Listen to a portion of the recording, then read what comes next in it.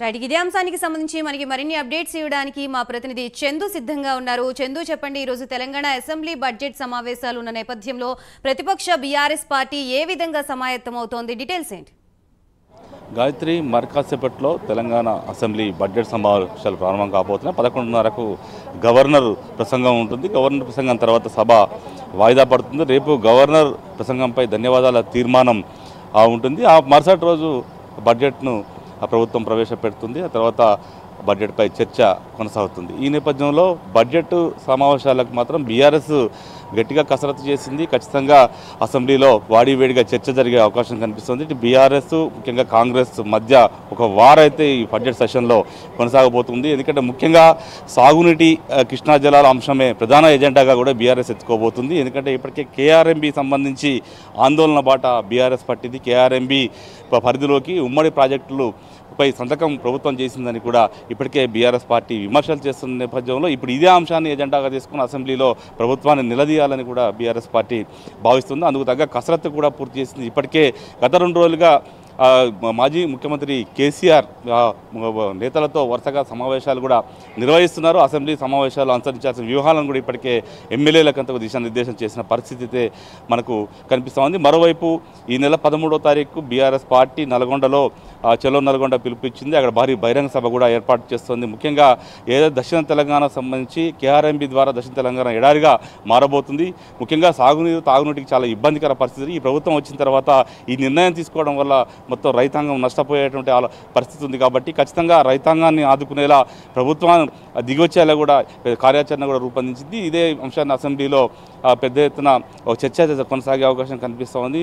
ముఖ్యంగా చూసినట్టయితే గత కొంతకాలంగా కాంగ్రెస్ ప్రభుత్వం వచ్చిన తర్వాత ఏదైతే 420 హామీలు కాంగ్రెస్ ప్రభుత్వం ఇచ్చింది, ఖచ్చితంగా ఈ హామీల అమలుకు పూర్తి చేసేలా కూడా ఖచ్చితంగా తమ పోరాటం కొనసాగుతుందని కూడా ఇప్పటికే బీఆర్ఎస్ నేతలు చెప్తున్న నేపథ్యంలో ఏదైతే గ్యారంటీలు ఇచ్చారో గ్యారంటీల అమలు సంబంధించిన అంశాలపై ప్రభుత్వాన్ని గట్టిగా నిలదీయాలని కూడా బీఆర్ఎస్ పార్టీ భావిస్తుంది. అయితే ఈరోజు ప్రారంభమయ్యే సమావేశాలకు మాత్రం కేసీఆర్ హాజరు కావడం లేదు. బడ్జెట్ ప్రవేశపెట్టే రోజు లేదా మరుసటి రోజున సమావేశాలకు హాజరవుతారని తెలుస్తోంది. ఇక మరోవైపు ఇప్పటికే బడ్జెట్ సంబంధించి గవర్నర్ గణతంత్ర దినోత్సవ వేడుకల్లో గవర్నర్ స్పీచ్పై కూడా బీఆర్ఎస్ పార్టీ బగ్గుమన్నది. అప్పుడు విమర్శలు చేసింది గవర్నర్ మీద.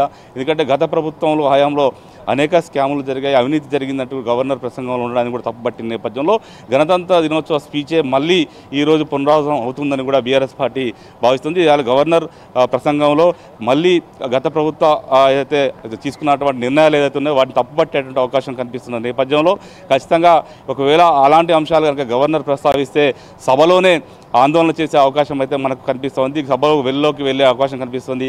ఖచ్చితంగా సభను స్తంభింపజేసే అవకాశం అయితే మనకు స్పష్టంగా కనిపిస్తుంది. గాయత్రి, రైట్ చందు, తెలంగాణ బడ్జెట్ సమావేశాల నేపథ్యంలో అసెంబ్లీ వద్ద ఎటువంటి బందోబస్తు ఏర్పాటు చేశారు? దానికి సంబంధించి డీటెయిల్స్ ఏమైనా ఉన్నాయి?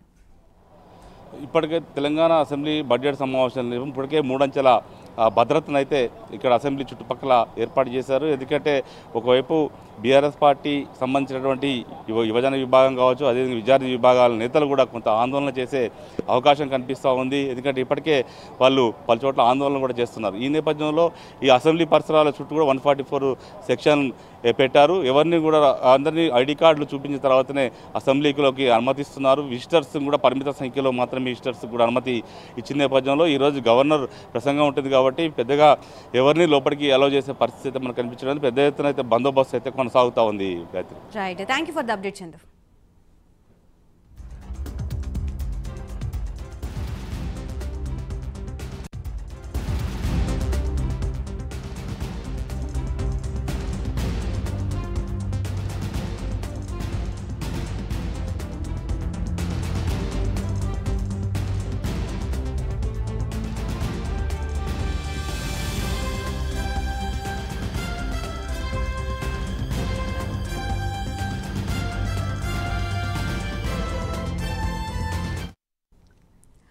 మొత్తంగా తెలంగాణ బడ్జెట్ సమావేశాల నేపథ్యంలో అసెంబ్లీ వద్ద భారీ బందోబస్తు ఏర్పాటు చేశారు. అసెంబ్లీ ప్రాంగణం మొత్తం పోలీసుల పహారా ఏర్పాటు చేశారు. పలువురు ఆందోళనకారులు అసెంబ్లీ ముట్టడించే ప్రయత్నం చేసినట్లుగా తెలుస్తోంది. ఎలాంటి సంఘటనలు జరగకుండా అసెంబ్లీ పరిసరాల్లో భారీ గేట్లు ఏర్పాటు చేశారు పోలీసులు.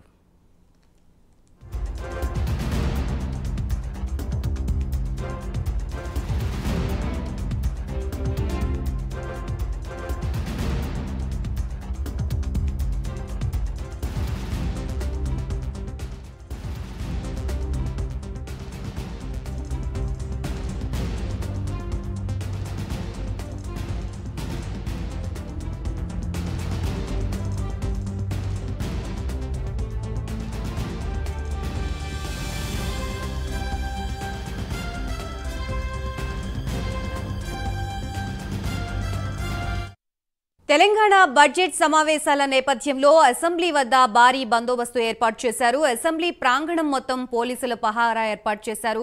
పలువురు ఆందోళనకారులు అసెంబ్లీ ముట్టడించే ప్రయత్నం చేశారు. ఎలాంటి సంఘటనలు జరగకుండా అసెంబ్లీ పరిసరాల్లో భారీ గేట్లు ఏర్పాటు చేసినట్లుగా తెలుస్తోంది. ఇదే అంశానికి సంబంధించి మనకి మరిన్ని అప్డేట్స్ అందించడానికి మా ప్రతినిధి కుమార్ లైవ్ లో సిద్ధంగా ఉన్నారు. Kumar, thank you Gayatri. ఈరోజు ఏదైతే తెలంగాణ 3వ శాసనసభ బడ్జెట్ సమావేశాలు అయితే మరి కాసేపట్లో ప్రారంభం కానున్నాయి. ఏదైతే ఈరోజు ఉదయం 11:30కి ఈ బడ్జెట్ సమావేశాలు అయితే ప్రారంభం కానున్నాయి. ఈ అసెంబ్లీకి సంబంధించి కూడా ప్రస్తుతం ఏదైతే పోలీసులు కూడా భారీగా బందోబస్తు అయితే ఏర్పాటు చేశారు.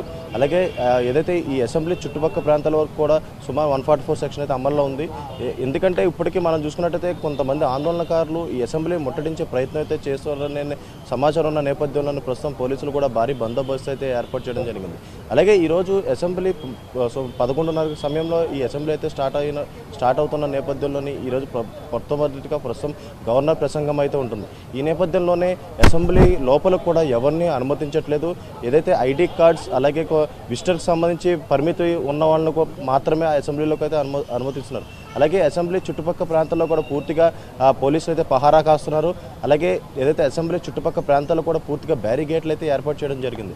మనం చూసుకున్నట్టయితే ఈ తెలంగాణ రాష్ట్రం ఏర్పడిన తర్వాత సుమారు 10 ఏళ్ళు కూడా ఏదైతే బీఆర్ఎస్ ప్రభుత్వం పాలన అయితే కొనసాగించింది. అలాగే ఇప్పుడు ప్రస్తుతం మొట్టమొదటిసారి కాంగ్రెస్ ప్రభుత్వం అయితే పాలన అయితే కొనసాగుతుంది. ఈ అసెంబ్లీ 3వ బడ్జెట్ సమావేశం సంబంధించి ఇది మెయిన్ ఇంపార్టెంట్ అనే చెప్పొచ్చు. ఎందుకంటే ఈ బడ్జెట్ సమావేశం సంబంధించి కూడా ఏదైతే చాలా జీవోస్ కావచ్చు, బిల్స్ కావచ్చు, దీంట్లో పాస్ అయ్యే అవకాశం ఉన్న నేపథ్యంలోనే ప్రస్తుతం ఇక్కడ ఏదైతే బీఆర్ఎస్ సంబంధించిన చాలామంది ఆందోళనకారులు అయితే అసెంబ్లీ ముట్టడించే ప్రయత్నం అయితే చేస్తారు. ఏదైతే ఉద్యోగ సంఘాలు కావచ్చు, లేదంటే ఇలాగ నర్సెస్ సంబంధించి చాలామంది ఆందోళనకారులు ఎవరైతే ఉన్నారో వీళ్ళందరూ కూడా ప్రస్తుతం అసెంబ్లీని ముట్టడించే ప్రయత్నం చేస్తారని సమాచారం ఉండడంతో కూడా పోలీసులు భారీ బందోబస్తు అయితే ఏర్పాటు చేశారు. అలాగే అసెంబ్లీ ప్రాంగణంలో కూడా పూర్తిగా పోలీసులు అయితే పహారా కాస్తున్నారు. ఎక్కడ ఎలాంటి అవాంఛనీయ సంఘటనలు జరగకుండా కూడా పూర్తిగా పోలీసులు భారీ బందోబస్తు అయితే ఏర్పాటు చేయడం జరిగింది. అలాగే అసెంబ్లీ చుట్టుపక్కల సుమారు 100 నుంచి 200 మీటర్ల వరకు కూడా 144 సెక్షన్ అయితే అమల్లో ఉంటుంది. ఎవరు ఆందోళనకారులు వచ్చినా సరే వాళ్ళని ఇమీడియట్గా అరెస్ట్ చేసి వ్యాన్లో ఎక్కించి తీసుకెళ్లే ఏదైతే ఇక్కడైతే అరేంజ్మెంట్స్ అయితే చేయడం జరిగింది. అలాగే ఈ ఏదైతే చుట్టుపక్కల సుమారు ఇక్కడ నుంచి 400 మీటర్ల వరకు కూడా పూర్తిగా బ్యారిగేట్లు అయితే ఏర్పాటు చేశారు. అలాగే అసెంబ్లీ బయట కూడా పూర్తిగా సెక్యూరిటీని అయితే పెంచడం జరిగింది. అలాగే ప్రతి ఒక్కళ్ళు కూడా చెకింగ్ చేసి లోపలికి అయితే పంపిస్తున్నారు. ఏదైతే అసెంబ్లీకి సంబంధించిన పాస్ ఉన్న వాళ్ళు మాత్రమే లోపలికి పంపించే ప్రయత్నం అయితే చేస్తున్నారు. అలాగే ఏదైతే చుట్టుపక్కల చూసుకున్నట్టయితే పూర్తిగా బ్యారిగేట్లు కూడా ఏర్పాటు చేశారు. ఎందుకంటే ఈ 10 ఏళ్ల పాలనలో బీఆర్ఎస్ గవర్నమెంట్ పాలించిన నేపథ్యంలో ప్రస్తుతం మొట్టమొదటిసారి గవర్నమెంట్ ఏదైతే తెలంగాణ గవర్నమెంట్ వచ్చేసి కాంగ్రెస్ ప్రభుత్వం అయితే పాలిస్తుంది. ఈ నేపథ్యంలోనే బీఆర్ఎస్ సంబంధించిన చాలామంది కార్యకర్తలు కావచ్చు, ఉద్యోగ సంఘాల నేతలు కావచ్చు, అలాగే ఆందోళనకారులు ఎంతోమంది కూడా ప్రస్తుతం అసెంబ్లీ ముట్టడించే ప్రయత్నం అయితే చేస్తారు. ఈ నేపథ్యంలోనే పోలీసులు కూడా భారీ బందోబస్తు ఏర్పాటు చేయడం జరిగింది. Gayatri, right, thank you Kumar.